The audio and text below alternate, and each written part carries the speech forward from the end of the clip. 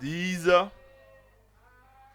je vous souhaite la bienvenue comme vous me souhaitez la bienvenue aussi au nom de Jésus.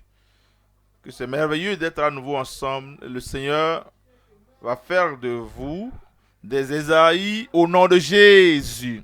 Père, nous te remercions, nous t'aimons, nous te glorifions, te remercions parce que tu nous maintiens en vie pour ta gloire. Nous prions que cette parole va prospérer dans nos vies au nom de Jésus. Merci Seigneur pour la réponse. Sois glorifié dans chaque vie. Au nom de Jésus, nous avons prié. Nous venons dans Ésaïe chapitre 6. Lisons du verset 1er. L'année de la mort du roi Ésaïe, l'année de la mort du roi Osias, je vis le Seigneur assis sur un trône très élevé et les pans de sa robe remplissaient le temple. Ici, quand il dit je vis le roi ici, il parlait d'Ésaïe. Ésaïe avait vu l'Éternel assis sur son trône. Et il dit que les pans de sa robe remplissaient le temple. Verset 2 dit, ici parlait de la vision qu'il a eue. Il dit la gloire.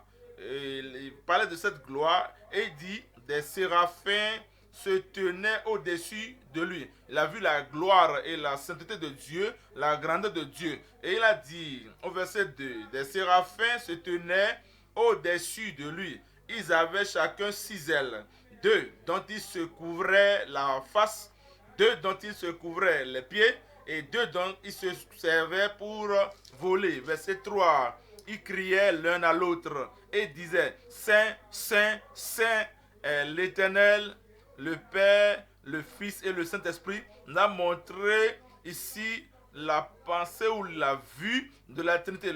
Même quand la parole nous dit qui ira pour nous, il parlait ici de la Trinité, les trois en un. Et il dit, ils ont crié et disaient, Saint, Saint, Saint est l'Éternel des armées. Toute la terre est pleine de sa gloire. Voyez le verset 4. Le verset 4, il nous dit, et les portes furent ébranlées dans leur fondement par la voix qui retentissait, et la maison se remplit de fumée. Verset 5, voilà ici la déclaration d'Ésaïe, la confession d'Ésaïe, le désir d'Ésaïe. Il voulait être pur, il voulait être lavé, il voulait être purifié et apprêté, préparé pour le service du Seigneur et pour l'œuvre que le Seigneur lui avait confiée. Et dit, alors je dis, malheur à moi, je suis perdu, car je suis un homme dont les lèvres sont impures. J'habite au milieu d'un peuple dont les lèvres sont impures. Et mes yeux ont vu le roi, l'Éternel des armées.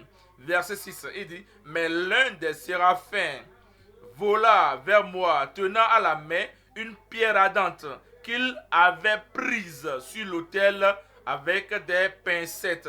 Verset 7, il dit, il en toucha ma bouche et dit, ceci a touché tes lèvres, ton iniquité est enlevée et ton péché est expié. Quand vous voyez Ésaïe, vous voyez la Bible en général, vous voyez, il y a deux formes, le péché a deux formes. Le péché au pluriel, ce sont les péchés que nous commettons. Le péché d'omission, la transgression, l'iniquité. Elle dit, tout vos péchés, tout est péché. Et ton iniquité est enlevée et ton péché est expié. Le péché au singulier, c'est la racine même. C'est la dépravation dans le cœur. C'est le péché à l'intérieur du cœur. La déviation du standard du Seigneur. Le péché au pluriel, nous avons reçu le pardon de ce péché au niveau du salut. Mais quand c'est le péché au singulier, lorsque ce péché est arraché, déraciné, on se réfère à la sanctification. Et donc, après cette expérience de la sanctification du péché ôté, arraché, il nous dit au verset 8, j'entendis la voix du Seigneur disant, qui enverrai-je et qui marchera pour nous? Qui enverrai-je? L'unité de Dieu. Qui ira pour nous? qui marchera pour nous. Ça, c'est la pluralité dans la Trinité.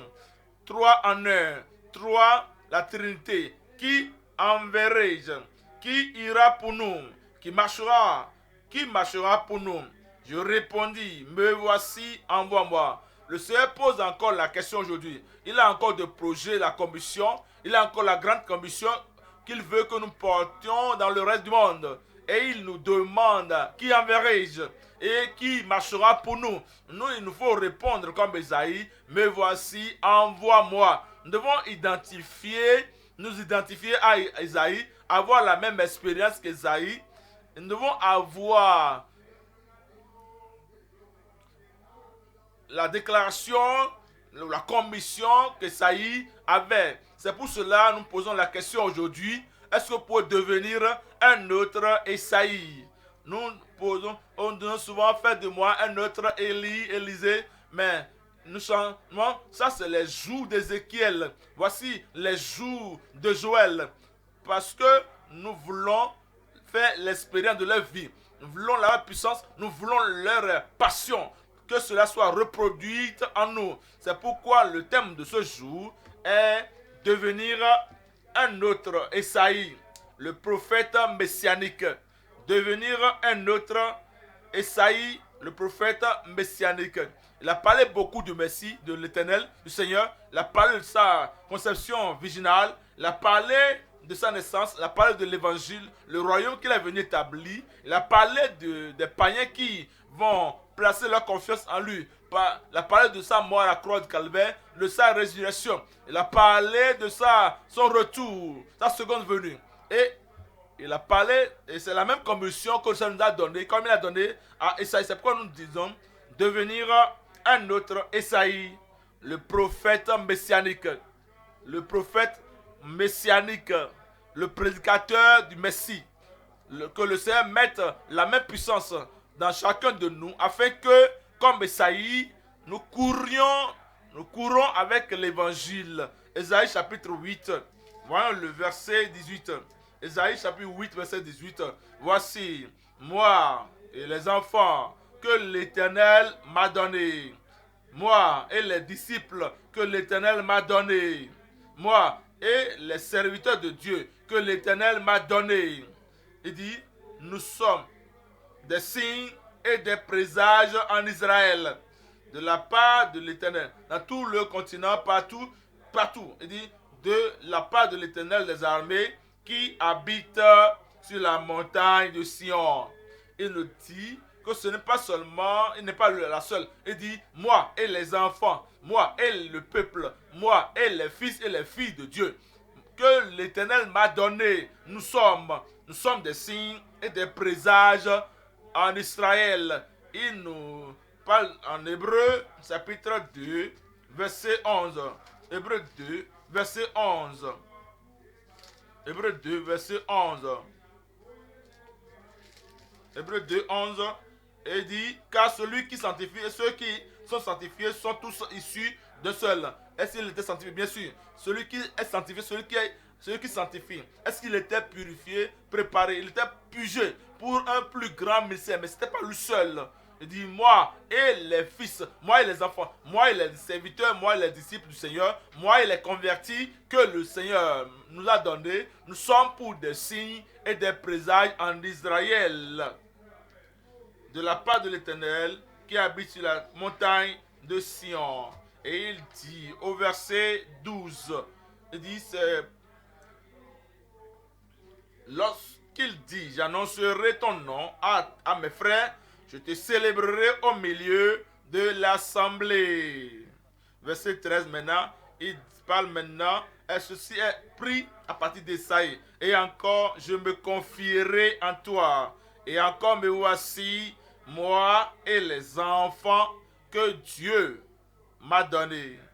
Cela veut dire que nous venons maintenant dans Esaïe, nous nous identifions à Esaïe, et avoir la même puissance, le même esprit, le même appel d'Esaïe sur notre vie aujourd'hui. Devenir un autre Esaïe, le prophète messianique.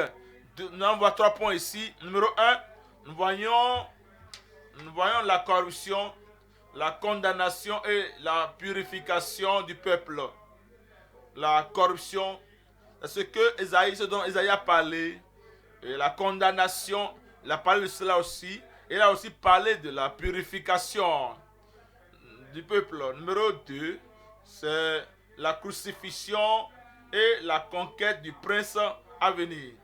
Le prince de paix qui a toute la puissance, qui est venu dans ce monde pour que il est devenu le sacrifice, la propitiation pour nous, pour qu'il soit crucifié pour nos péchés, pour nos culpabilités. Et en plus maintenant, il viendra pour conquérir. Et il a conquéri le péché de l'humanité. Donc, la crucifixion à venir et la conquête à venir du prince. Numéro 3, c'est la consécration et la confirmation et la poursuite du prophète. Nous parlons de sa crucifixion, mais voici, envoie-moi. Il s'est déposé sur l'autel. Et là, l'abandon total, il a donné sa vie totalement, entièrement au Seigneur. Mais voici, envoie-moi. Et la confirmation de sa parole.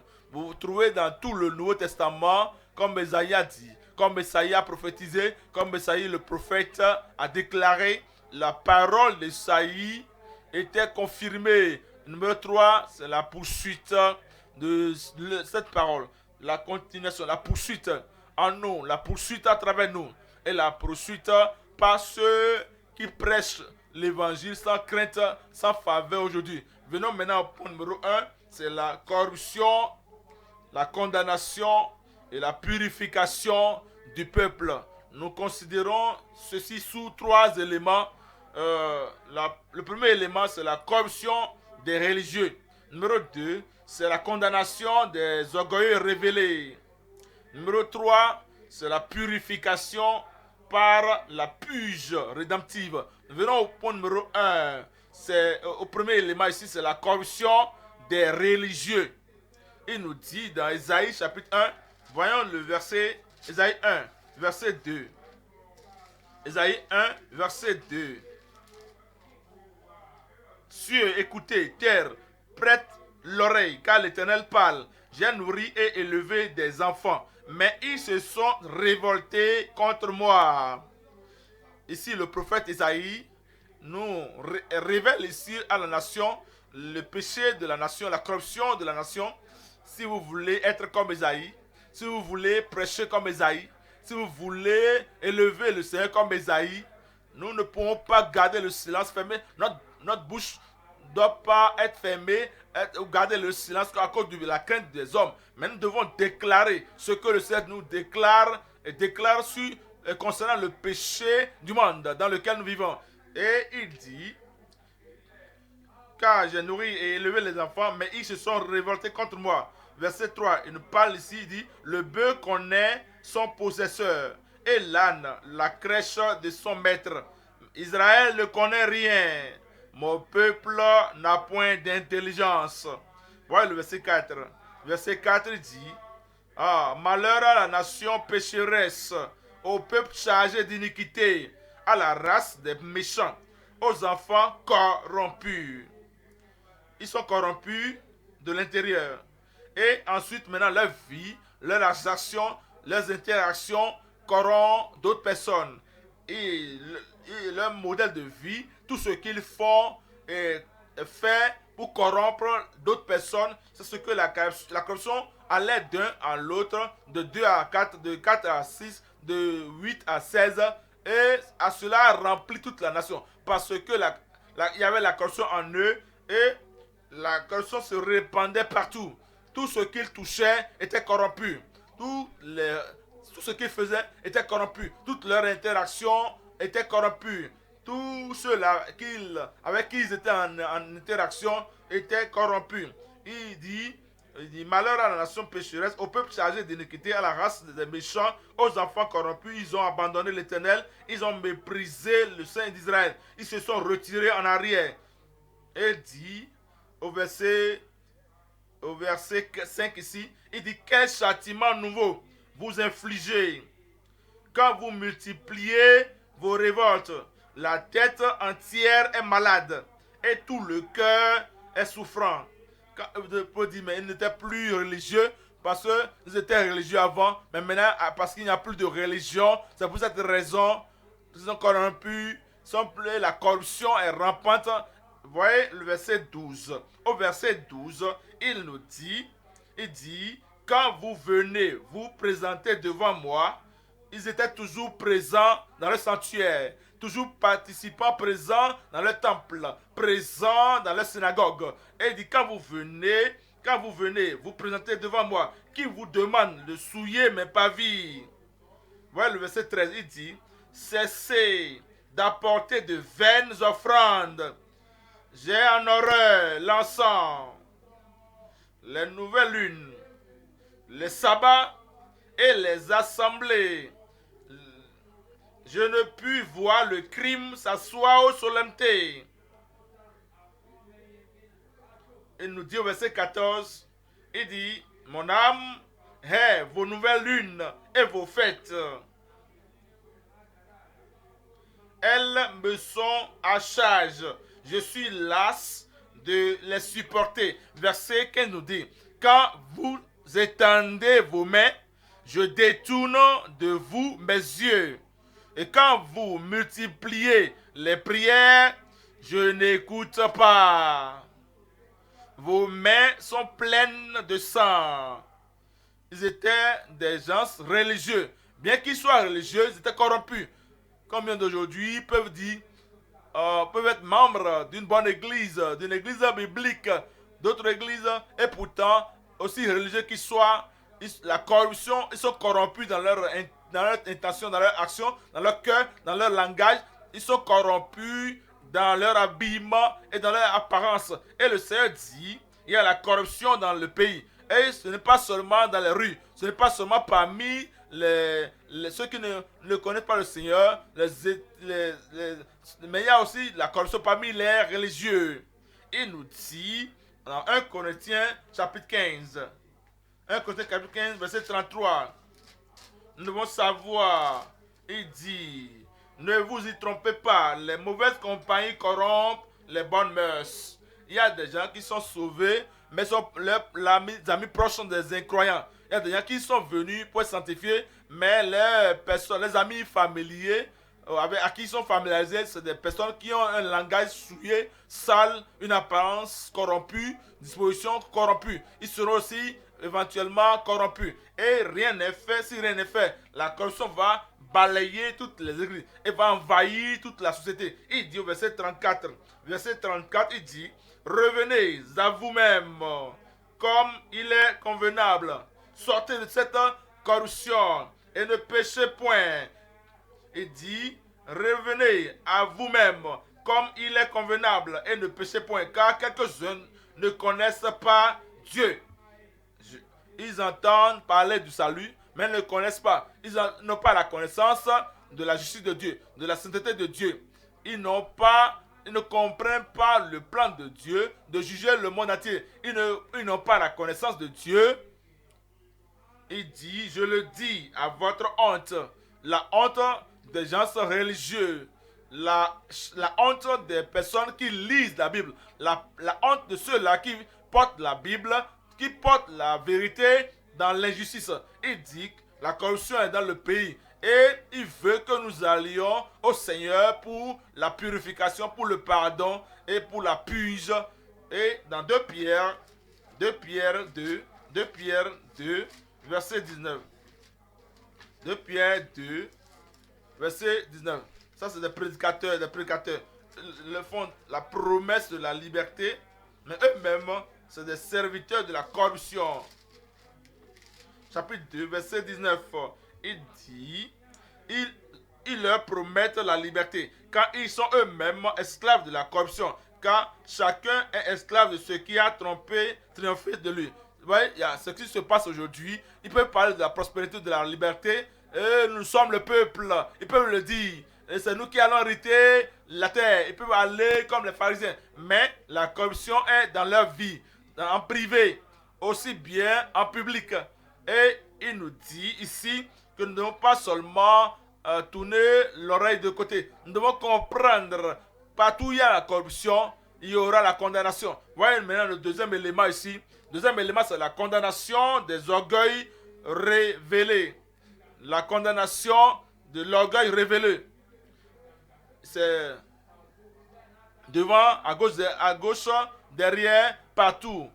Même, ouais, même quand les gens sont orgueilleux, même des gens qui n'ont rien sont égoïstes. Même des gens qui, vous pensez, ils devaient être sur leurs genoux en train de supplier Dieu pour la grâce de Dieu de venir dans leur vie partout. Tout le monde est égoïste. C'est pourquoi il dit dans Ésaïe chapitre 2, Ésaïe 2, verset 12. Ésaïe 2, verset 12. Car il y a un jour pour l'Éternel des armées contre tout homme orgueilleux, contre tout homme orgueilleux et hautain, contre quiconque s'élève, afin qu'il soit abaissé. Afin qu'il soit abaissé. Il y avait l'orgueil dans le pays d'Égypte, mais qu'ils soient corrompus, ils n'étaient pas justes. Dieu les a donc méprisés. Tout ce qu'ils faisaient n'était pas agréable devant le Seigneur. Puis, pourtant, l'orgueil était là. Et si vous voyez notre vie personnelle, vous voyez dans notre possession au niveau des médias, dans notre vie, même au bas niveau, bien que nous soyons seuls, vous pouvez voir même l'orgueil dans toutes choses. Vous voyez le verset 17. Verset 17, il nous parle ici de la condamnation de l'homme orgueilleux. On dit qui a été révélé partout. Il dit l'homme orgueilleux sera humilié. Humilié. Et le hautain sera abaissé. Et l'Éternel seul sera élevé ce jour-là. Comment est-ce qu'ils manifestent leur orgueil? Comment est-ce que leur orgueil a été révélé? Révélé à leurs voisins, révélé à la communauté, révélé à la nation et révélé à tout le monde. Voyez Isaïe chapitre 3, nous lisons au verset 16. Isaïe 3, le verset 16.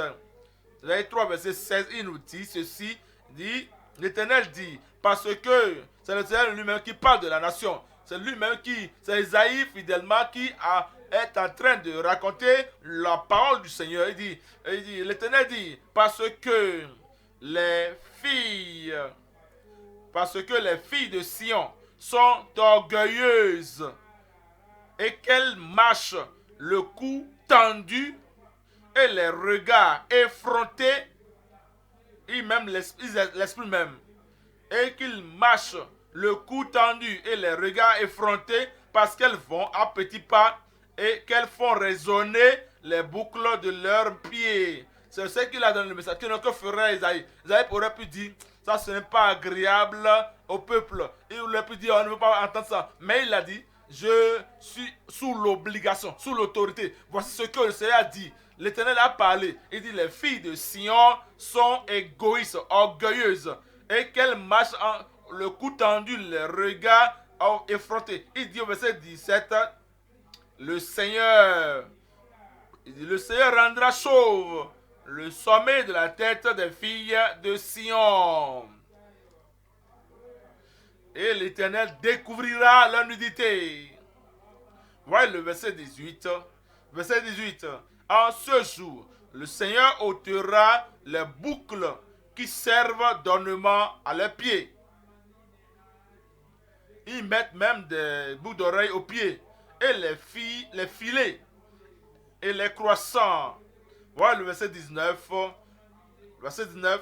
Les pendants d'oreilles, les bracelets et les voiles.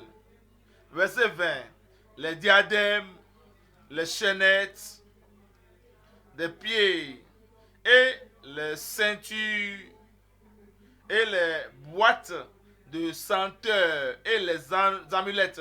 C'est une chose qu'ils devaient porter, pas à cause d'orgueil. Peut-être vous portez des choses, peut-être que vous voulez couvrir vous habillez pas à cause de votre orgueil, vous habillez pour préserver la sainteté dans le pays, pour couvrir votre nudité. Vous ne portez rien pour exposer l'anatomie de votre corps, qui va tenter quelqu'un d'autre. La raison pour laquelle les croyants s'habillent, c'est que nous couvrons notre nudité de façon décente. Nous ne couvrons pas notre nudité par orgueil ou arrogance en nous énorgueillissant par une attitude égoïste. Je fais des choses qui vont et faire des choses qui vont toucher le cœur des hommes. Non. Ésaïe chapitre 13, verset 11. Ésaïe 13, verset 11. Et je punirai le monde, pas seulement Israël, pas seulement les femmes, mais les hommes aussi, et les jeunes et les adultes. Je punirai le monde pour sa malice, et les méchants pour leurs iniquités. Je ferai cesser l'orgueil des hautains, et j'abattrai l'arrogance des tyrans. J'abattrai l'arrogance des tyrans. Il dit, un prédicateur de l'ancienne alliance qui est très clair dans sa prédication, que même les prédicateurs de la nouvelle alliance, les prédicateurs de la Bible même, ouais, ceux qui prêchent la Bible prêchent clairement, directement, et les égoïstes connaîtront quand ils sont, si effectivement ils sont égoïstes, et les hautains le sauront, qu'ils sont effectivement hautains.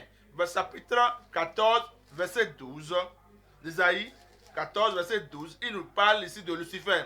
Te voilà tombé du ciel, astre brillant, fils de l'aurore. Tu es abattu à terre, toi le vainqueur des nations. Ouais, le verset 13. Verset 13, tu disais en ton cœur, je monterai au ciel. Même si quelqu'un ne manifeste pas ouvertement quelque chose, il ne révèle pas à notre voisinage, voici ce que Lucifer faisait. Voici comment il agissait. Il avait l'orgueil en lui et l'arrogance dans son cœur. Et il se disait, je lèverai mon trône au-dessus des étoiles de Dieu. Je lèverai mon trône au-dessus des étoiles de Dieu. Je m'assierai sur la montagne de l'assemblée, à l'extrémité du septentrion.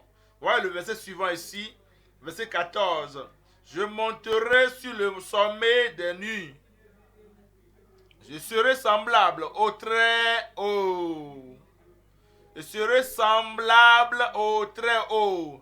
Je ne serai pas sous le contrôle du très haut. Je ne serai pas même resté à côté de lui comme le fils unique est assis à son côté. Mais je me lèverai et je serai semblable au très haut.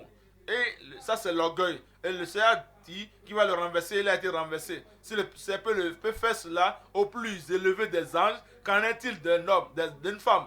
Il corrige l'orgueil et il va juger l'orgueil. Et il dit, et nous allons nous examiner, comme Isaïe s'est examiné.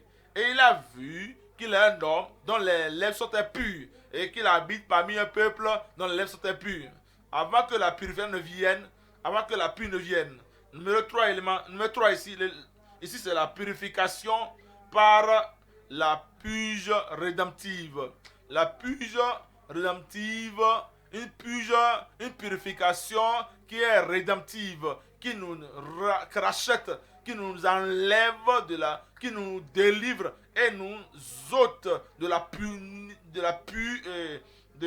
la pollution du péché commis, la purge qui a lieu, pas seulement à cause de ce que nous appartenons à une dénomination qui prête la sanctification, c'est une question personnelle, c'est une question passionnante. Vous devez aller auprès du Seigneur comme il a été au Seigneur et il a obtenu cette purge. Nous devons désirer et avoir fait de cela. Et désirer cette purge. La purification vient à travers la purge rédemptive. Ésaïe chapitre 6, verset 5. Il dit, malheur à moi, car je suis un homme, car je suis perdu, car je suis un homme dont les lèvres sont impures. Car je suis un homme dont les lèvres sont impures.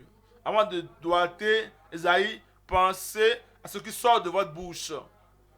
Le langage mensonger, la tromperie, les insultes, les injures, le genre de langage insultif que vous appliquez à d'autres personnes. pour que nous ne soyons pas sous leur contrôle.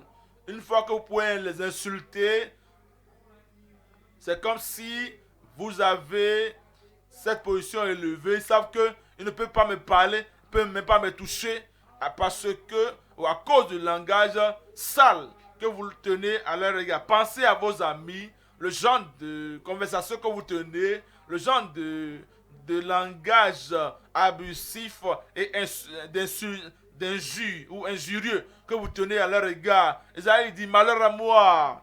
La confession doit venir avant la purification.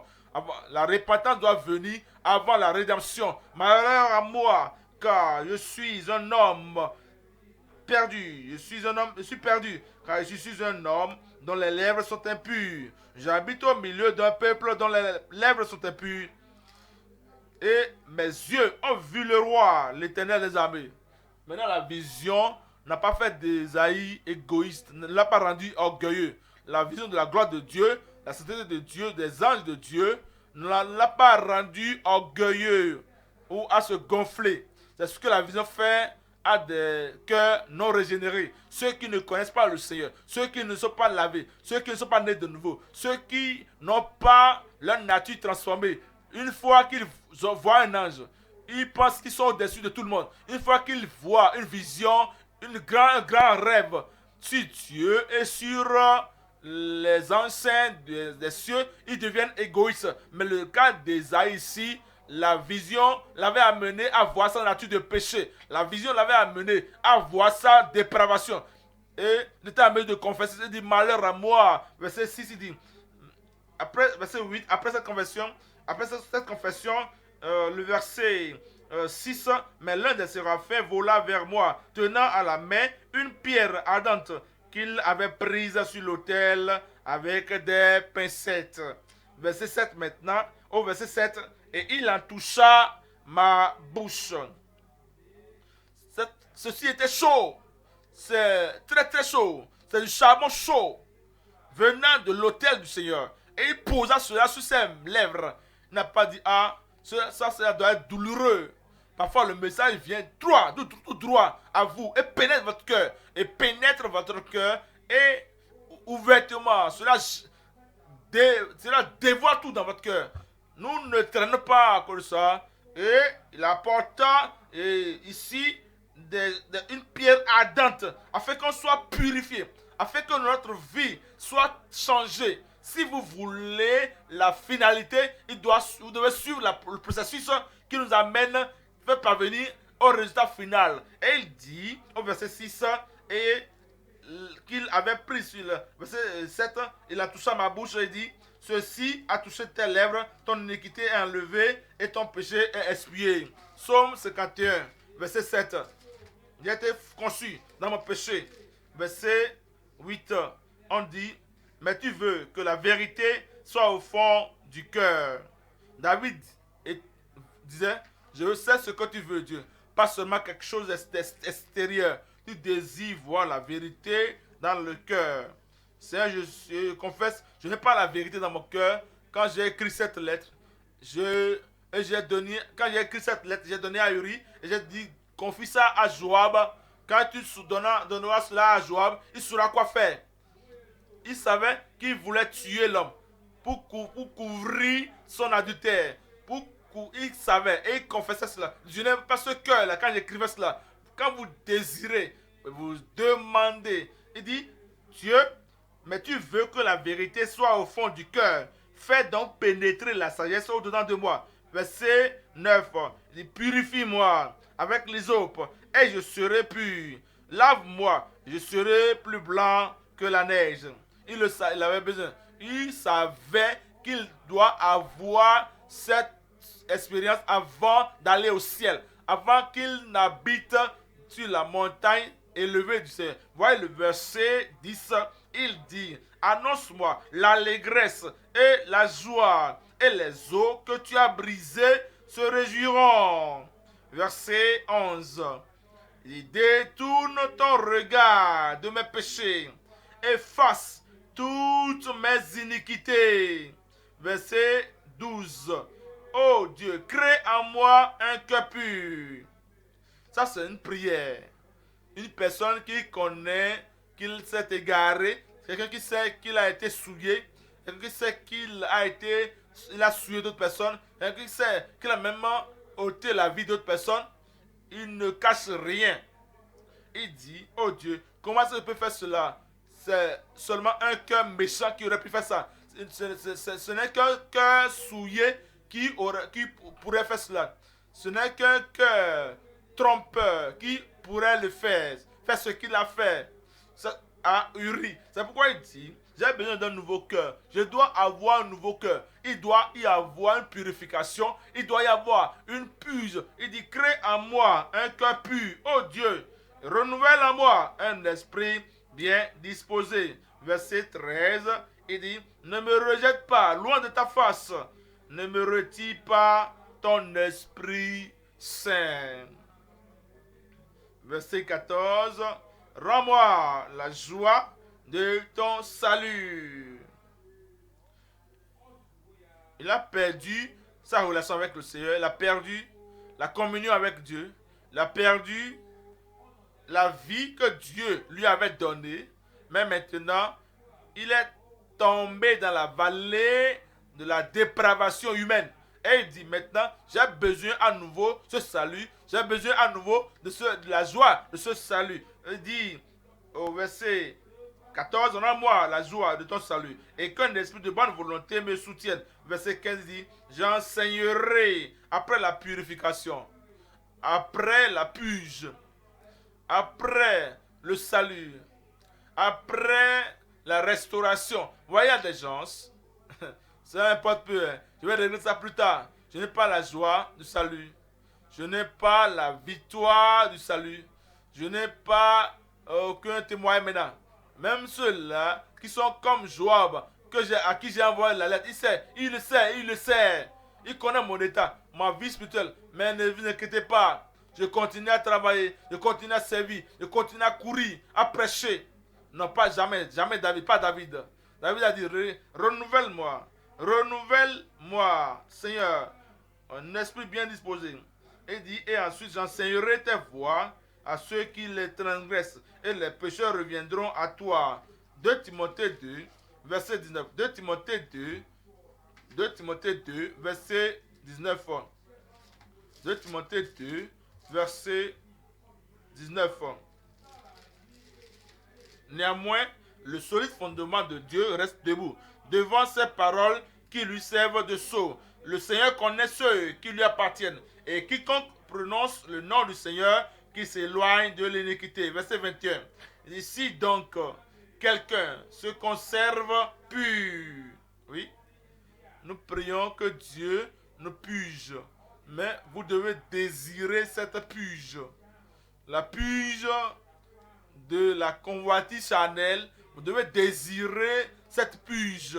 Vous ne pouvez pas regarder, visualiser la pornographie et après cela, oh Seigneur, purge-moi. Il connaît que nous ne sommes pas sincères. Il sait que ça c'est une prière. Quelqu'un a écrit dans le livre et nous répétons cela. Il connaît ce genre de prière qui est enregistré dans la mémoire et que nous répétons cela. Si nous allons prier pour que Dieu nous purge, pour que Dieu nous lave, pour que Dieu nous prépare comme une vase sainte à lui, nous aussi, nous devons nous conserver, nous devons nous éloigner de tout ce dont Dieu doit purger et enlever de nos vies. Et d'ici, quelqu'un se conserve pur en s'abstenant de ces choses, il sera un vase d'honneur sanctifié, voyez cela, utile à son maître, propre à toute bonne œuvre. Propre à toute bonne œuvre. Maintenant au point numéro 2 maintenant. Point numéro 2. Nous voyons la crucifixion à venir et la conquête à venir du prince. Ici, Ésaïe a prêché le plein message. Sa première venue, sa crucifixion et sa conquête et sa seconde venue. Il a prêché toutes choses. Il n'était pas un homme qui sélecte et choisit. Je vais prêcher ceci d'abord. Les gens seront contents avec ceci. Mais ça là, ce passage là qui a parlé du péché là, ce passage qui a parlé de la dépravation du mal, du besoin de la purification, de l'enfer. L'enfer doit faire attention à ça. Les gens aiment ceci, ils n'aiment pas ceci. Esaïe n'était pas comme ça. Esaïe a tout donné. Que nous devons savoir pour, si nous voulons être comme Esaïe, si nous voulons devenir un autre Esaïe, si nous voulons être le prophète du Messie, nous devons aller au fond de la parole de Dieu pour tout prêcher qui nous a été révélé dans la parole. Trois choses ici nous voyons. Trois éléments ici, c'est le premier élément, c'est la venue du prince de paix. Le second élément, c'est la crucifixion du prince de la vie. Numéro 3 ici, c'est la conquête sur le prince de puissance. Le premier élément ici, c'est la venue du prince de paix. Il nous dit dans Ésaïe, chapitre 9, verset 6. Il dit, un fils nous est né dans Ésaïe, chapitre 9. Sa venue dans ce monde. Il dit, verset 5, car un enfant nous est né, un fils nous est donné, et la domination se reposera sur son épaule. On l'appellera admirable, conseiller, Dieu puissant, Père éternel, prince de la paix. Il dit, viens. Voilà le verset 6 maintenant. Ici dit, donner à l'empire de l'accroissement et une paix sans fin au trône de David et à son royaume. L'affermir et le soutenir par le droit et par la justice, dès maintenant et à toujours. Voilà ce que fera le zèle de l'Éternel des armées. C'est lui, le prince de paix. Isaïe a parlé de sa venue dans ce monde. Il nous dit dans le chapitre, Isaïe, chapitre 53, le verset 5. Isaïe 53, le verset 5. Isaïe 53, il était blessé pour notre transgression. Ça, c'est sa crucifixion. Verset 5. Mais il était blessé pour nos péchés, brisé pour nos iniquités. Le châtiment qui nous donne la paix est tombé sur lui. C'est par ses meurtrissures que nous sommes guéris. Luc chapitre 2, le verset 11. Luc 2, verset 11. Luc 2, verset 11. Il dit, c'est qu'aujourd'hui, dans la ville de David, il vous est né un sauveur qui est le Christ, le Seigneur. Quand Christ est né, les anges l'avaient annoncé et les gens se réjouissaient que Christ, le prince de paix, est né. Verset 12. Et le verset 12, il dit, et voici à quel signe vous le reconnaîtrez. Il vient de naître. Ça, c'est sa venue dans le monde. Et il dit au verset 12, vous trouverez un enfant emmailloté et couché dans une crèche. 13. Et soudain, il se rejoignit à l'ange, une multitude de l'armée céleste, louant Dieu et disant, gloire à Dieu. Verset 14, gloire à Dieu dans les cieux, très haut, et paix sur la terre parmi les hommes qu'il agrée. C'est le prince de paix. Isaïe a parlé de sa venue, de la venue du prince de paix, du prince de paix. Quand, pas seulement ça, il a parlé de sa crucifixion. Deuxième élément ici, c'est la crucifixion du prince de la vie. Le prince de la vie. Quand il a apporté la paix, du moins, il a aussi apporté la vie éternelle. Il nous dit dans Isaïe, chapitre 53, lisons le verset 3. Voici la proclamation d'Isaïe. Il nous dit au verset 3 du chapitre 53. Il dit, méprisé et abandonné des hommes, hommes de douleur et habitués à la souffrance, semblable à celui dont on détourne le visage. Nous l'avons dédaigné. Nous n'avons fait de lui aucun cas. Verset 4, il dit, verset 4, cependant, ce sont nos souffrances qu'il a portées. Il a porté notre punition. Il a porté nos souffrances. Et c'est de nos douleurs qu'il s'est chargé. Et nous l'avons considéré comme puni, frappé de Dieu. Parce qu'il est devenu notre substitut. Les péchés que nous avons, il les a portés. Il a porté les péchés que nous avons commis. Il a porté ses péchés. Il a porté la conséquence de nos péchés pour toi, pour moi et pour tout le monde entier. Et nos iniquités étaient portées sur lui. Il était donc il frappé de Dieu et humilié. Verset 5 dit, mais il était blessé pour nos péchés. Blessé pour nos péchés, brisé pour nos iniquités. Le châtiment qui nous donne la paix est tombé sur lui. Et c'est par ses meurtrissures que nous sommes guéris. Verset 6, ici, nous voyons que nous étions tous errants comme des brebis.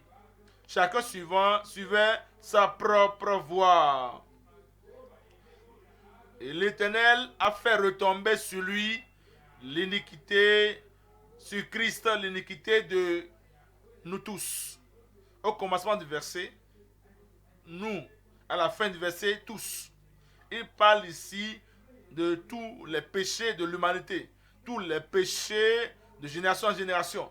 Christ a souffert pour tout. Et maintenant, tout ce poids était déposé sur lui. Ésaïe a parlé de sa crucifixion. Il nous dit dans Actes des Apôtres, chapitre 3, verset 15. Actes chapitre 3, verset 15. Vous avez fait mourir le prince de la vie. C'est le prince de paix, c'est le prince de la vie. Vous avez fait mourir le prince de la vie que Dieu a ressuscité des morts. Nous en sommes témoins. Verset 16. Et c'est par la foi en son nom que son nom a raffermi celui que vous voyez et connaissez. C'est la foi en lui qui a donné à cet homme cette entière guérison en présence de vous tous.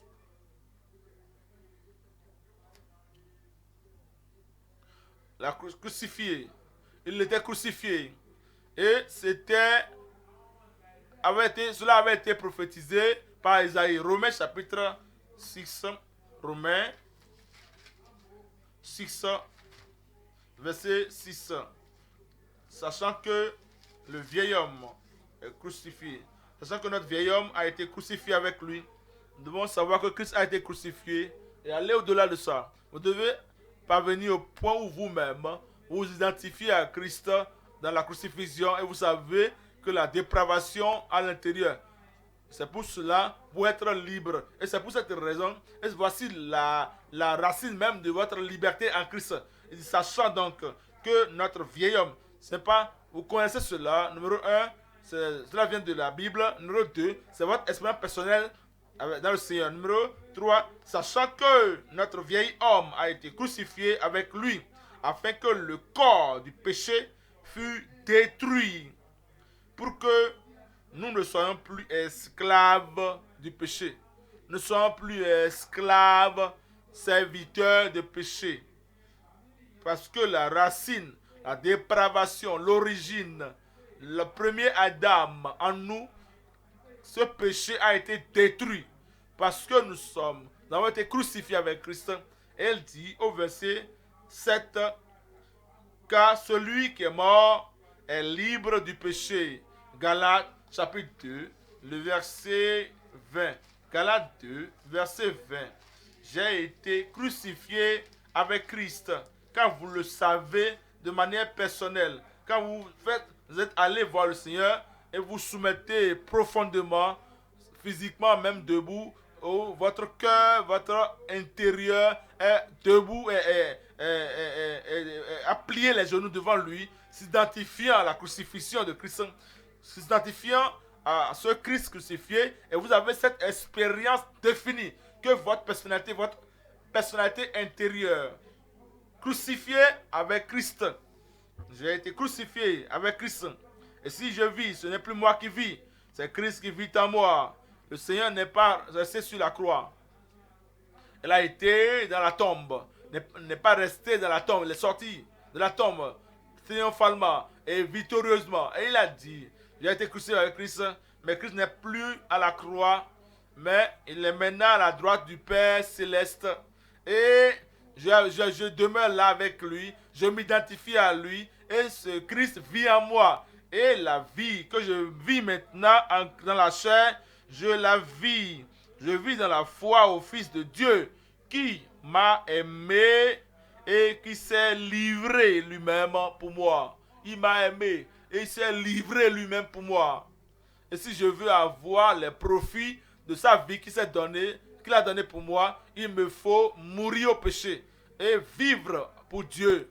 Je ne dois pas permettre à un péché quelconque, ou une apparence de péché, d'assombrir la chambre de mon cœur, de ma vie. Je dois manifester l'expérience que j'ai avec le Seigneur, que je suis crucifié et j'ai été crucifié avec lui. Numéro 3 maintenant. Troisièmement élément, nous voyons la conquête sur le prince de puissance. Qui est le prince de puissance? Vous lisez cela dans Ephésiens chapitre 2. Ephésiens 2, verset 1. Ephésiens 2. Ephésiens 2. Vous étiez morts, rendus victorieux, puissants, forts. Vous étiez morts par vos offenses et par vos péchés. Verset 2. Il dit, verset 2, dans lesquels vous marchiez autrefois, selon le train de ce monde, selon le prince de la puissance de l'air. Ça, c'est Satan, à qui on se réfère comme étant le prince de la puissance de l'air. Et quand Jésus est mort, il l'a crucifié. Quand Jésus est mort, Jésus l'a battu, l'a frappé. Jésus l'a détruit et détruit toute sa puissance de Satan. Lui, ce Satan qui amène les gens à faire ce qu'ils ne doivent pas faire. Il dit, selon le train de ce monde, selon le prince de la puissance de l'air, de l'esprit qui agit maintenant dans les fils de la rébellion. Ces fils de la rébellion ne sont pas encore allés voir Christ. Ils peuvent aller à l'église, ils peuvent être religieux, mais n'ont pas été à Christ. Ils ne sont pas allés voir le Seigneur encore pour détruire, lui qui a détruit la puissance de ce prince. Et il nous dit dans Hébreux chapitre 2, je vous lis au verset 14. Hébreux 2, 14. Hébreux 2, 14. Ainsi donc, puisque les enfants participent au sang et à la chair, il y a également participé lui-même, se référant à Christ. Ici, lui-même, il y a également participé lui-même, afin que par la mort, sa mort à la croix de Calvaire, il anéantit celui qui a la puissance de la mort, c'est-à-dire le diable. Et au verset 15, voici ce que Christ a fait en mourant pour nous à la croix de Calvaire, et qu'il délivra tous ceux qui, par la crainte de la mort, étaient toute leur vie retenus dans la servitude. 1 Jean 5, verset 18. 1 Jean 5, 18. Nous savons que quiconque, dans toute église, quiconque, dans toute dénomination, quiconque, dans toute génération, quiconque, parmi les hommes, les femmes, les garçons, les filles, quiconque est né de Dieu ne pêche point. Quiconque est né de Dieu, il a la grâce pour un jour, pour vivre sans péché. Et s'il peut vivre sans péché pour 1 heure, pour 24 heures, un jour, il peut vivre sans péché le jour suivant. La grâce de Dieu est disponible. La grâce de Dieu est suffisante afin que pour résister au diable. Et il fuira loin de vous. Il dit, nous savons par expérience, nous savons par le témoignage de l'Esprit en nous, nous savons par la lumière brillante de l'Esprit sur les Écritures, nous le savons. Par l'expérience personnelle, nous le savons. Nous savons que quiconque est né de Dieu ne pêche point. Mais celui qui est né de Dieu se garde lui-même. Se garde lui-même. Se garde lui-même. Et le malin ne le touche pas. Nous venons au point numéro 3. Point numéro 3 maintenant. Nous voyons la consécration la confirmation et la poursuite du prophète. Le prophète Ésaïe. Souvenez-vous, nous parlons de devenir un autre Ésaïe, le prophète du Messie, le prophète messianique, afin d'être en mesure de tenir debout, de tenir courageusement et savoir que ça y est parti. Mais Dieu veut susciter un autre Ésaïe à partir de toi et qui va prêcher toutes choses, la parole, tout ce que la parole de Dieu dit, et qui va dire au monde de la corruption du monde, de la condamnation du monde et de la purification que quelqu'un peut avoir à partir du sang de Jésus-Christ. Vous devez être en mesure de tenir pour déclarer aussi sur la venue du Seigneur. Il est venu. Et vous devez être en mesure de dire pourquoi il est venu. Il est venu pour nous purifier du péché, pour nous enlever du péché, convertir nos cœurs, enlever notre vie du péché. Vous devez rappeler aux gens, ils connaissent l'histoire, mais il faut qu'ils aient l'expérience spirituelle de la crucifixion à la croix. Et donc la puissance conquérante de Christ sur le tentateur. Et maintenant nous parlons d'Ésaïe, de sa crucifixion. Nous parlons d'Ésaïe, sa consécration, sa confirmation et sa poursuite. Nous voyons trois éléments ici. Numéro 1, nous voyons la consécration du prophète sanctifié. Numéro 2, nous parlons de la confirmation de sa prophétie scripturaire. Numéro 3, nous parlons de la poursuite de ses promesses fermes. Nous venons maintenant au premier élément ici. Premier élément, nous voyons la consécration du prophète sanctifié. Voyez Ésaïe 6, verset 8. Ésaïe 6, verset 8. Et j'entendis la voix du Seigneur. Parfois, vous appelez quelqu'un et la personne pense, réfléchit. Peut-être qu'il va me demander ceci. Surtout quand vous pouvez appeler au téléphone, la personne voit votre numéro, votre nom à s'afficher. Il n'est pas en votre présence physiquement, il n'est pas dans votre chambre, il n'est pas au bureau où vous êtes. Donc, il ne saura pas que vous voyez l'appel ou pas. Donc, vous pensez que votre téléphone est loin de vous. Il y a des gens, ils reçoivent les appels, ils ne décrochent pas. Ésaïe peut même fermer ses oreilles.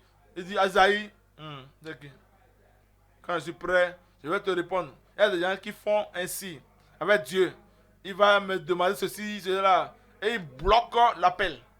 Mais Ésaïe n'a pas bloqué l'appel. J'ai entendu la voix de l'Éternel. J'ai entendu la voix du Seigneur disant, qui enverrai-je et qui marchera pour nous? Je répondis, me voici, envoie-moi. L'homme savait l'objectif de sa purge. L'homme savait l'objectif de la purification qu'il a obtenue. Il connaissait la raison pour laquelle il avait eu la vision, la révélation reçue du Seigneur. Il dit, voici le point culminant, voici la conséquence, voici la consommation de toutes choses que le Seigneur m'a révélé. Il connaissait, il savait que cet appel devait venir, et cet appel est venu après que Dieu lui avait favorisé et lui a montré cette révélation. Et donc il a répondu, me voici, envoie-moi. Me voici, envoie-moi. Parlons de Christ.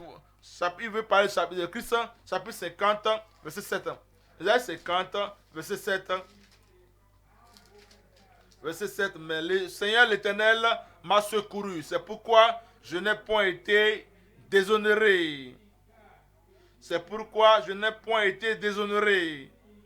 C'est pourquoi j'ai rendu mon visage semblable à un caillou, sachant que je ne serai point confondu. Il parlait du Seigneur quand le Seigneur viendra. Le Seigneur va donc faire de son visage comme un caillou. Pas de distraction pour le divertir.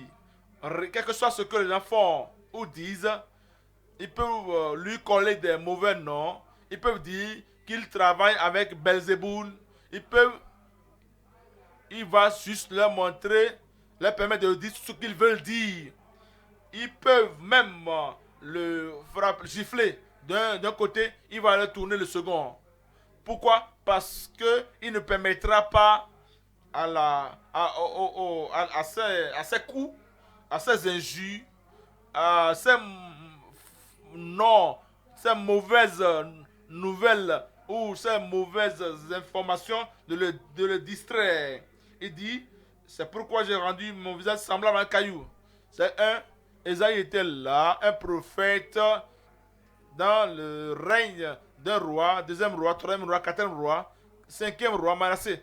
On n'a même pas parlé là parce qu'il a vécu, il a prêché et il a servi dans pendant cinq règnes, cinq différents royautés. Et il a continué à faire ça. Et vous voyez, tous ceux qui avaient essayé, vous voyez, il a gardé cette consécration jusqu'à la fin. Et il dit, c'est pourquoi j'ai rendu mon visage semblable à un caillou. Pourquoi il a fait? Il a fait parce qu'il était, donc, il avait été envoyé par le Seigneur. Et à chapitre 20, voilà le cas de Paul, Acte 20, verset 24. Il dit, aucune de ces choses ne peut me distraire. Aucune de ces choses ne peut me divertir. Il dit, verset 24, mais je ne fais aucun cas, pour moi-même, aucun cas de ma vie. Si vous êtes un véritable enfant de Dieu, prophète de Dieu, serviteur de Dieu, un autre Esaïe, aujourd'hui, voici ce qui est important pour vous. L'appel que Dieu a donné. Et vous convenez votre consécration à votre appel. Et vous ne serez pas divertis, distraits. Il dit, me voici, envoie-moi. Après 2 ans, tu es tout disponible. Après 10 ans, tu es tout disponible. Et tu continues toujours. C'est ce que tu es ton dernier souffle. Tu es en mesure de tenir.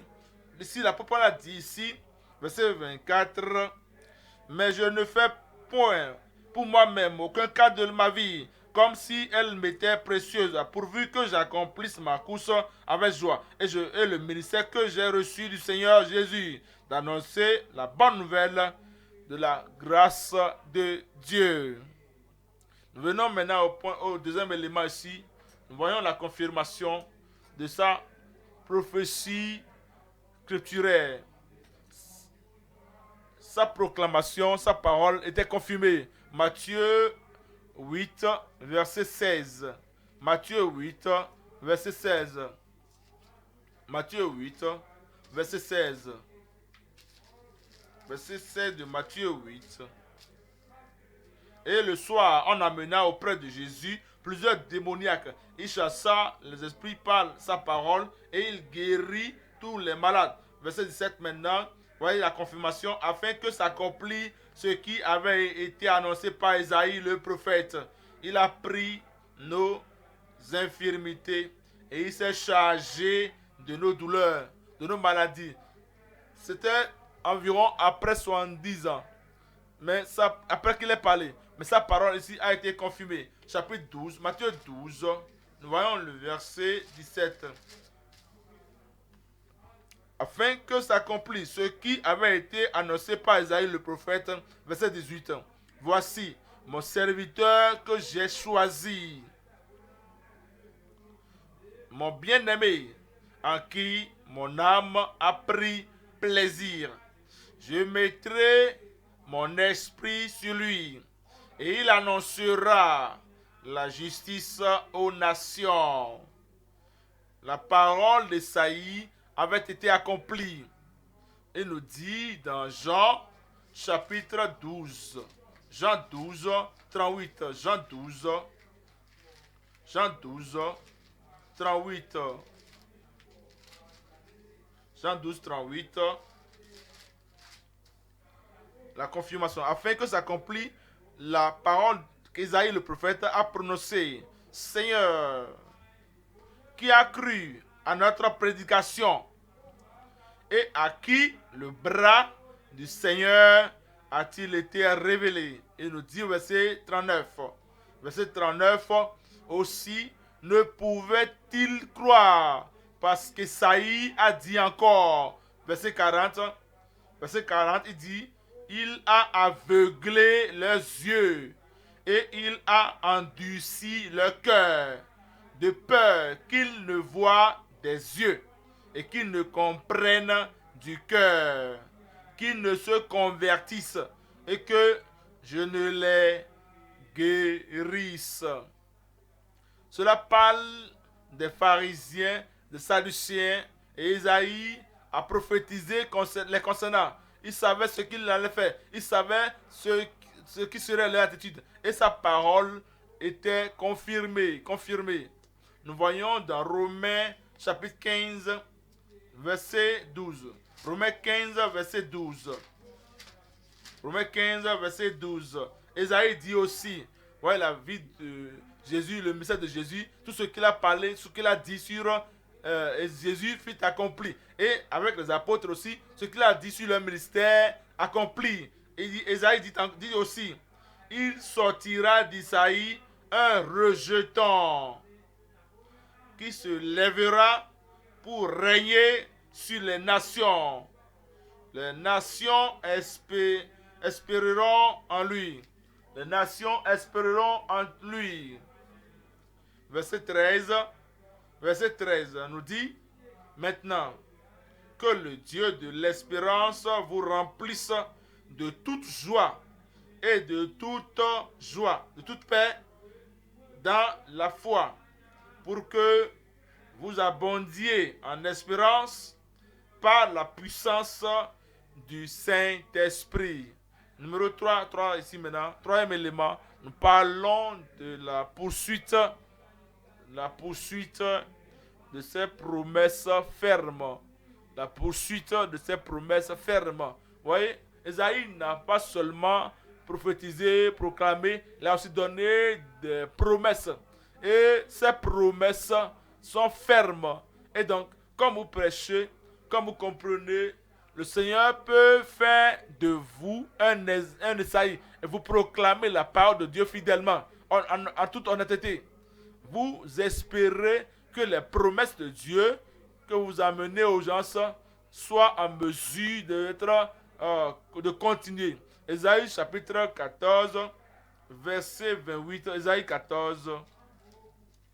40, pardon, le verset 28. Ne le sais-tu pas? Ne l'as-tu pas appris? C'est le Dieu d'éternité, l'Éternel, qui a créé les extrémités de la terre. Il ne se fatigue point et il ne se lasse point. On ne peut sonder son intelligence. Verset 29. Il donne de la force. Il donne de la force. Ça, c'est la promesse du Seigneur. Donnez pas Esaïe. Et cette promesse est encore valable aujourd'hui. Il donne la puissance, la force aux apôtres à Philippe. Quand ils étaient dispersés, il allait partout prêcher. Il a donné la force, il leur a donné la puissance, la force. Il a donné la force à Étienne, à ceux qui avaient donc espéré en l'Éternel. Vous recevez une puissance du Saint-Esprit survenant sur vous. Et vous serez mes témoins à Jérusalem, en Samarie et aux extrémités de la terre. Il leur a donné, il donne la force à ceux qui sont faibles. Il donne de la force à celui qui est fatigué. Et il augmente la vigueur à celui qui tombe en défaillance. C'était 30 ans. Les adolescents se fatiguent et se lassent. Et les jeunes hommes chancellent. Verset 31. Mais ceux qui se confient en l'Éternel renouvellent leurs forces. Ils prennent le vol comme les aigles. Ils courent et ne se lassent point. Ils courent et ne se lassent point. Il y a des athlètes terrestres. Ils courent. Certains d'entre eux s'affaiblissent et se lassent avant la fin de la course. S'ils courent en masse, en marathon, certains peuvent même tomber et ne plus se lever. Certains même, quand ils courent autour, ils font une endurance. Certains même au milieu, à la moitié, peuvent tomber et se lasser. Mais la course spirituelle que nous faisons, nous pouvons faire la course même encore 20 ans plus. Nous pouvons encore faire la course encore une trentaine d'années. Vous savez ce que nous avons besoin de faire quand vous faites la course. Je parle de la course spirituelle. Je parle de cette course progressive. Ce dont vous avez besoin de faire quand vous êtes fatigué, quand l'huile est en train de baisser, de s'assécher, quand il semble que vous êtes en train de transpirer comme si vous voulez mourir, restez là, debout, et espérez en l'Éternel. Attendez, attendez là, espérez là, espérez là. Et il dit, ceux qui espèrent, ceux qui se confient en l'Éternel renouvellent les forces. Il va renouveler votre force. Il dit, il prend le vol comme les aigles. Il court et ne se lasse point. Il marche et ne se fatigue point. J'ai perdu mon amen là-bas. Ésaïe 43, verset 2. 43, verset 2. Il dit, si tu traverses les eaux, si tu traverses les eaux, je serai avec toi. Et les fleuves, ils ne te submergeront point. Et si tu marches dans le feu, tu ne te brûleras pas. Tu ne seras pas brûlé. Et il dit, et la flamme ne t'embrasera pas. L'attitude des gens, ils ont la foi en Dieu, mais lorsque la foi est basse et qu'ils traversent la flamme, ils courent. Ils fuient, ils sont rapides pour sortir vite de la flamme. Mais non, il dit, lorsque tu marches dans le feu, parce que vous savez, le feu, en réalité, n'est rien. Il a créé, c'est le créateur des cieux et de la terre, dit qu'il sera avec toi. Je ne vais jamais t'abandonner, je ne vais jamais te délaisser. Tu n'as pas besoin de te presser de sortir de la flamme, du feu. Attends, marche là. C'est ce que Shadrach, Meshach et Abednego, ils ont fait. Le premier, le Fils de Dieu sera avec toi. Voyez le verset 7.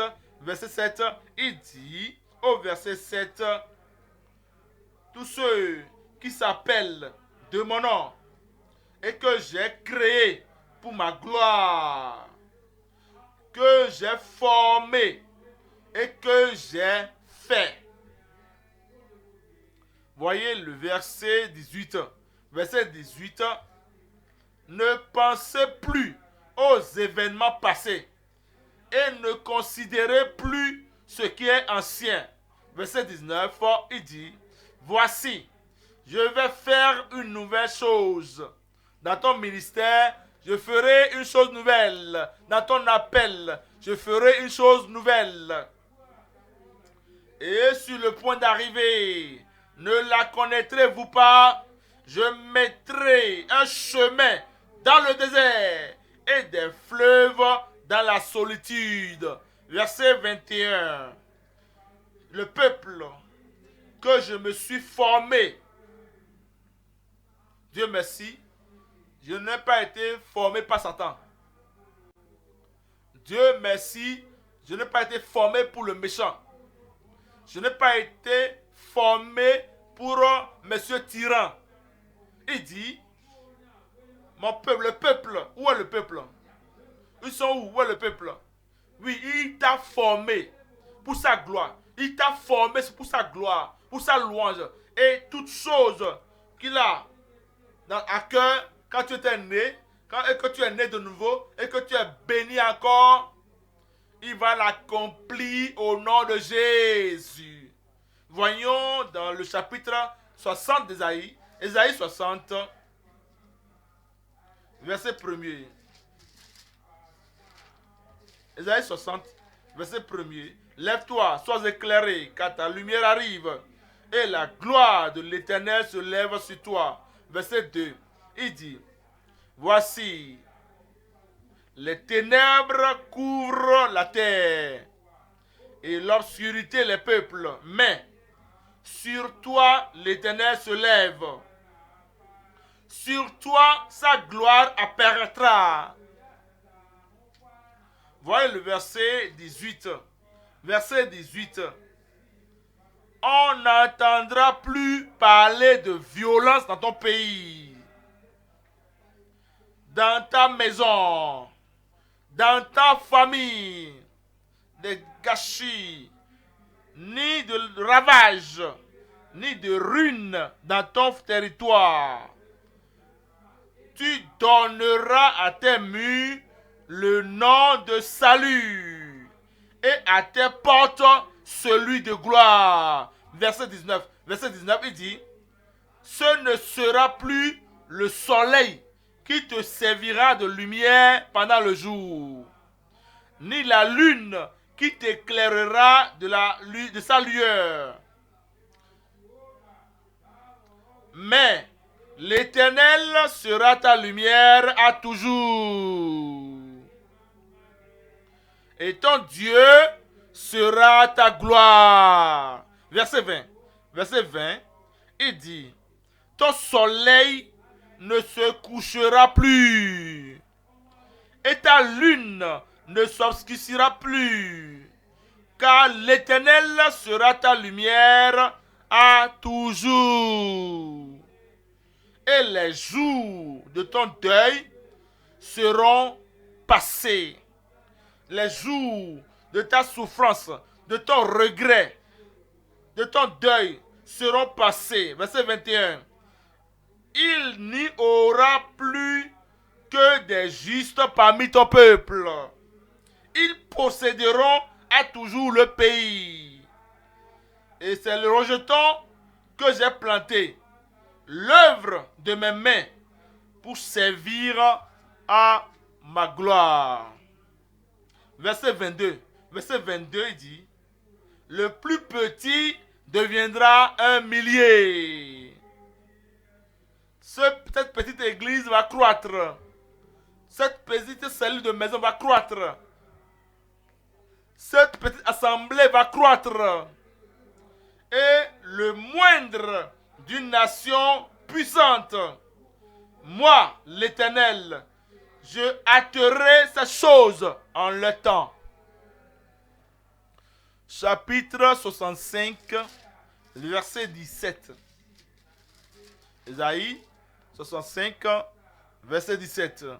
Car je vais créer de nouveaux cieux et une nouvelle terre. Je serai là.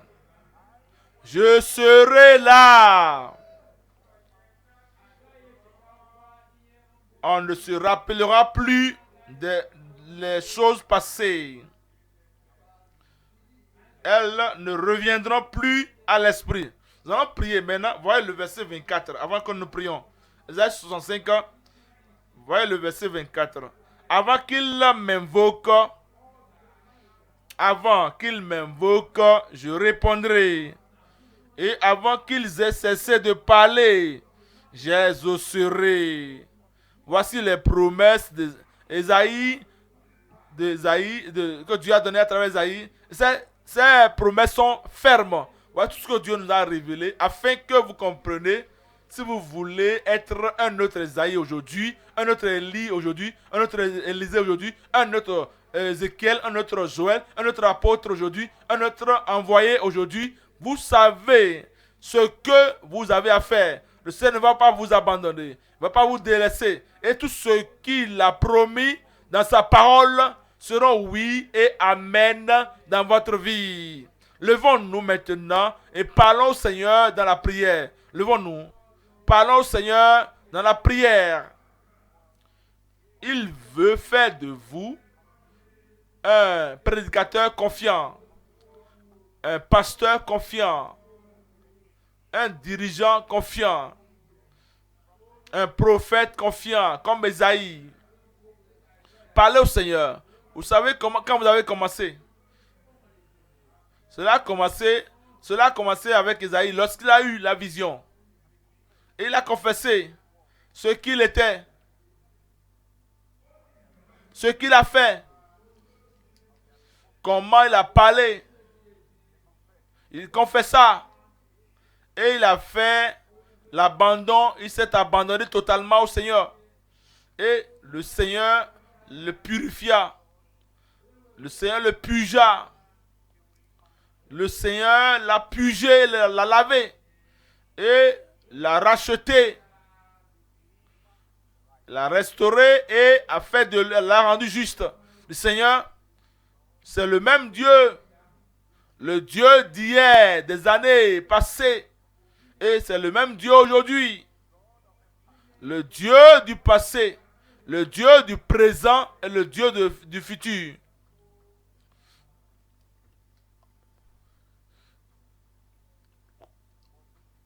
Puis-je moi,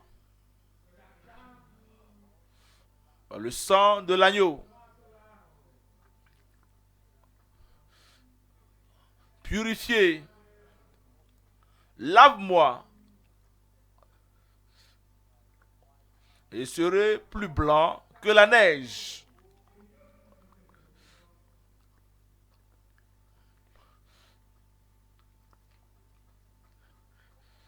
Pas de corruption,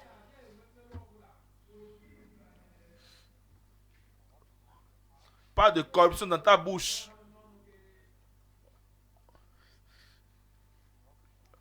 Pas de corruption dans ton caractère.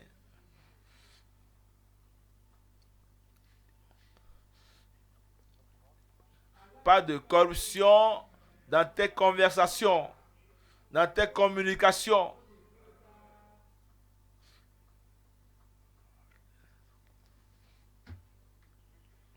La dépravation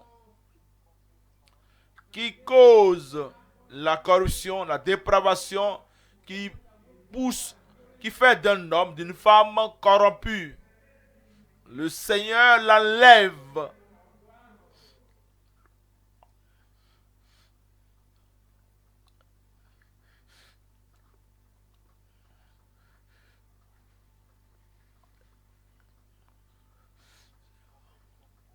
Ces prophètes des temps anciens furent utilisés par le Seigneur parce qu'ils se sont donnés, abandonnés au Seigneur pour être purgés, lavés à la rédemption totale. Se sont abandonnés au Seigneur.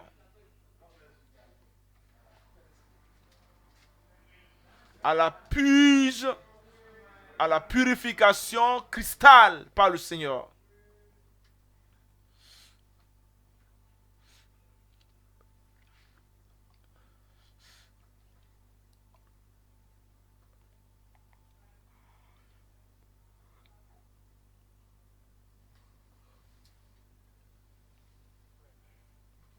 Lavé.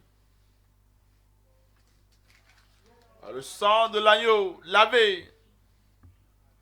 À l'intérieur, lavé. À l'extérieur, lavé. Purifié et lavé de l'orgueil révélé.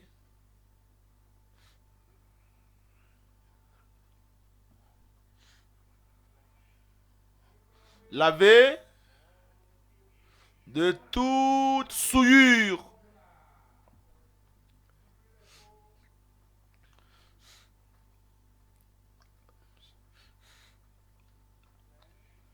Lavé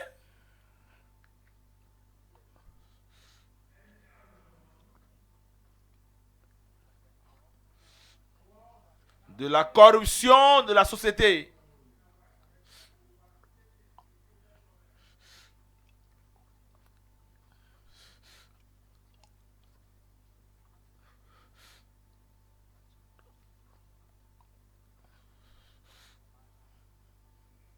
La pensée lavée.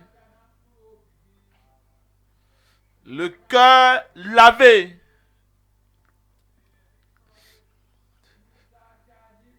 L'esprit et l'homme intérieur lavé.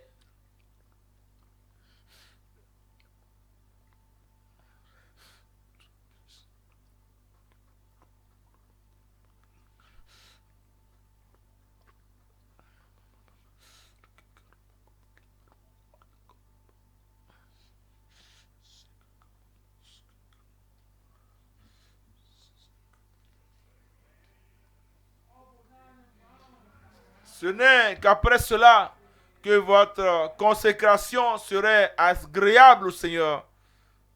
Qui enverrai-je? Qui ira pour nous?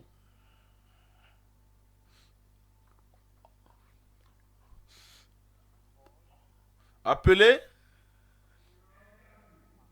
par le Père, commissionné par le Fils,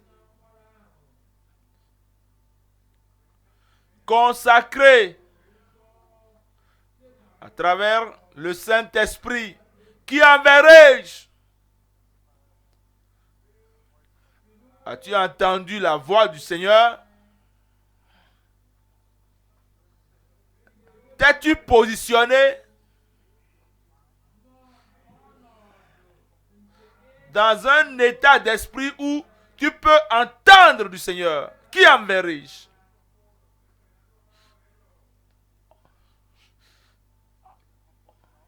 Es-tu assez humble, libre de l'orgueil de Lucifer, au point d'entendre du Seigneur?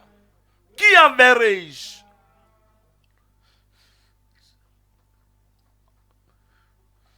Es-tu si fatigué de l'actuel devoir que lorsque Dieu t'appelle,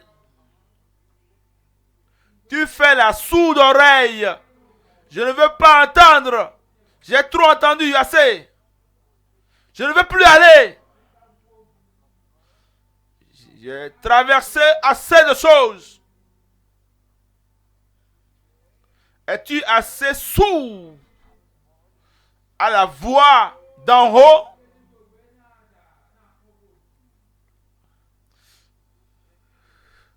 Est-ce que tu t'enterres à la voix du ciel? Te rends-tu sourde? Fais-tu la sourde oreille à la voix d'en haut? Ésaïe était ouvert. Ésaïe était très attentif. Ésaïe était soumis. Me voici. Me voici. Il n'était pas en un lieu corrompu où Dieu peut dire, mais je ne peux pas utiliser un homme dans cet endroit. Je ne peux pas utiliser une telle femme, un tel homme. Me voici. Où es-tu?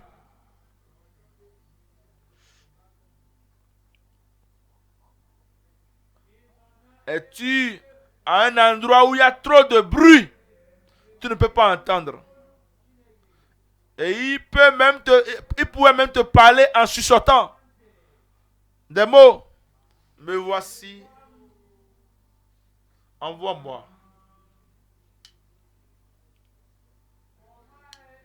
Je ne sais pas quand est-ce que tu seras envoyé, envoie-moi. Il ne connaît pas ce que ça vaut, la commission. Envoie-moi. Tu ne sais pas, tu ne connais pas ceux vers qui il t'envoie, qu'ils soient des personnes endurcies, têtues, doux, adoucies, ou des personnes aveuglées par la haine, ou des personnes adoucies par le vrai désir. Je ne connais pas, mais voici, envoie-moi.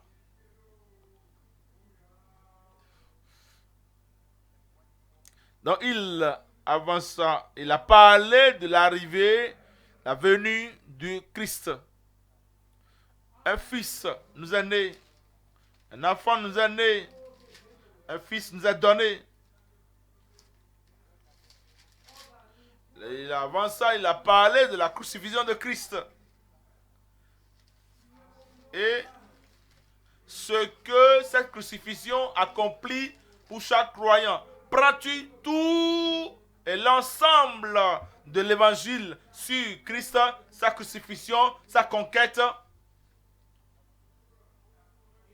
Est-ce que tu te tiens toujours à ça? Aussi longtemps que tu vives.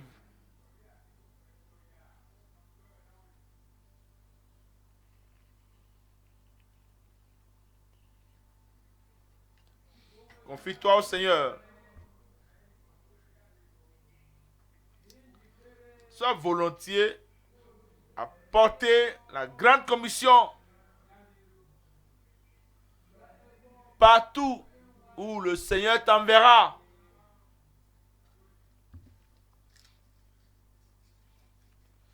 La consécration,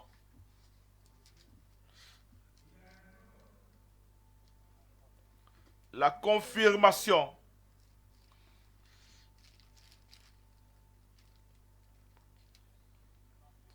Ne dis rien que Dieu ne veut pas vouloir confirmer.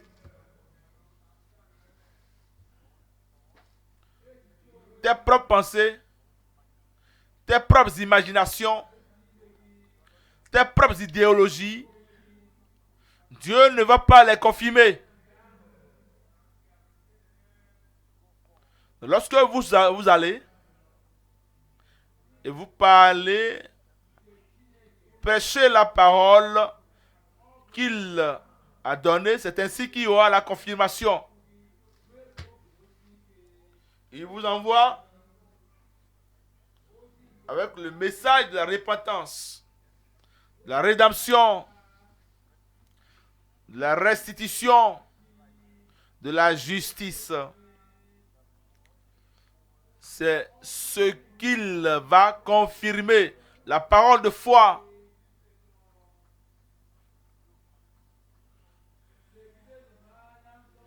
Regardez, tournez vos regards vers moi et vous serez sauvés. Est-ce que vous allez confirmer? Est-ce qu'il va confirmer du moins la poursuite de ces promesses fermes? Espérez en lui. Confiez-vous en lui. Il va renouveler votre force.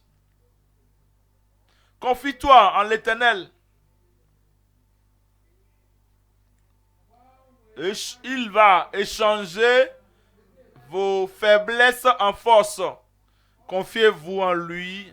Ne soyez pas seulement des auditeurs, mais plutôt des pratiquants de la parole. Confiez-vous en lui. Et restez, demeurez en lui. Et vous allez courir et ne pas être fatigué. Vous allez marcher sans être lassé, sans se lasser. Croyez en ses promesses. Vous allez traverser le feu et cela ne va pas vous brûler. Et vous allez donc réaliser qu'il vous a créé pour sa gloire. Vous allez donc expérimenter de nouvelles choses qu'il fera en vous.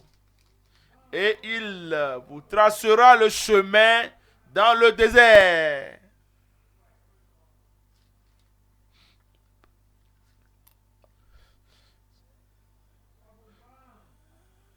Et donc, ainsi, le plus petit deviendra un millier.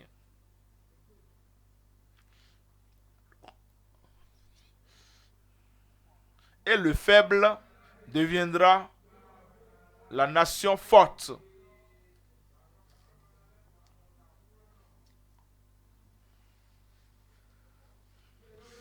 Confie-toi en l'Éternel.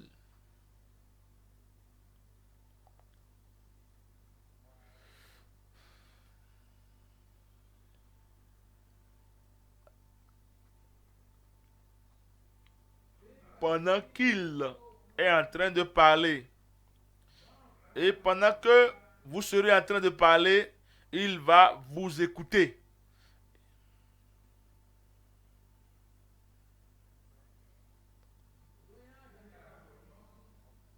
Lavez des voix du passé.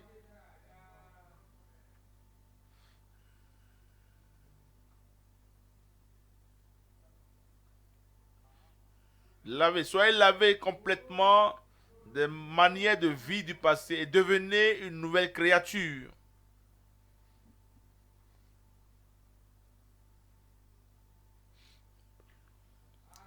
Au nom de Jésus, nous avons prié. Père, nous te remercions pour ta parole. Te remercions pour ton désir révélé de ce que tu fais des peuples fidèles, du peuple fidèle enflammé, sincère, fructueux, des prophètes fructueux des temps anciens, tu veux faire de nous. Père, je prie, nous nous soumettons à toi sans réserve. Fais en nous ce que tu veux faire et aide-nous à être des témoins fidèles aujourd'hui dans toutes les communautés au nom de Jésus. Pardonne le passé, purifie nos cœurs et revêt-nous de puissance, revêt chaque vase de force et de puissance, afin que sans faiblesse, sans fatigue de marcher dans les rues, avec l'énergie de la chair, sans faiblesse, nous allons avec la force, la puissance et la vertu du Seigneur au nom de Jésus. Nous avons la parole. Nous avons un monde devant nous à conquérir, à pénétrer, à qui nous devons prêcher. Ouvre nos yeux, Seigneur. Ouvre nos entendements, Seigneur. Ouvre nos bouches, afin que nous allions dans la force, dans la puissance, dans l'onction du Seigneur, pour accomplir et faire des exploits pour toi au nom de Jésus. Afin que des multitudes dans leurs millions se tournent au Seigneur. Et que la gloire, l'honneur et les louanges proviennent de toute partie du monde vers où nous allons, et leur conversion va t'apporter la gloire au nom de Jésus. Seigneur, donne-nous de nouvelles forces, nouvelles visions, nouvelles puissances, nouvelle onction, une onction fraîche et focalisée, afin que des multitudes entendent la parole de nos bouches et te connaissent, Seigneur, lorsque tu reviendras, que des millions, des milliers qui nous suivent, sauvés, pourront dire, si ce n'est pas par la prédication, la proclamation de ce frère et sœur, où serais-je? Donc, Seigneur, apporte de fruits à l'œuvre de chacun. Merci, Seigneur. Aide-nous à ne pas regarder en arrière, à ne pas rétrograder, mais à continuer à pousser, à avancer, à prédominer dans notre ministère, dans ce ministère grand que tu nous as confié. Merci, Seigneur. C'est accompli. Nous allons continuer à avoir des ressources, à avoir des résultats dans chaque vie. Dans le puissant nom de Jésus, nous allons prier.